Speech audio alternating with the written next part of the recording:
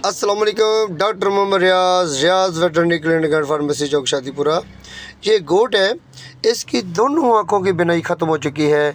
ये दरअसल बिनाई जो होती है ये क्यों ख़त्म हो जाती है, ये भी एक मेटाबॉलिक डिजीज़ की वजह से होती है, जिसमें विटामिन ए की कमी की वजह से, विटामिन डी की कमी की वजह से।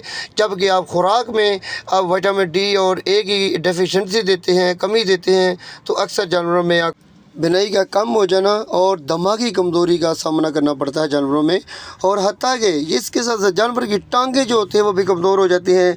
जानवर अपनी चारों टांगों से इकट्ठा होकर खड़ा होता है, यानी कि जानवर की जो कमर होती है, रीढ़ की हड्डी जो होती है वो भी तकरीबन अकड़ा कर खड़ा होता है। जानवर खुश्क हो जाता है, जानवर के बाल बेरौनक हो जाते हैं, जानवर की गोश्त की पैदावार सलाहियत कम हो जाती है, जानवर चलने फिरने से कासर हो जाता है, चारा कम खाता है, जानवर की गोश्त की पैदावार कम हो जाती है।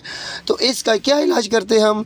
इसको सबसे पहले हमने वीटा गोल्ड सुपर का पाउडर देते हैं, जिसमें हमने विटामिन ए, डी, ई और इसके साथ कैल्शियम, मिनरल, विटामिन सारी डेफिशिएंसी पूरी हो जाती है।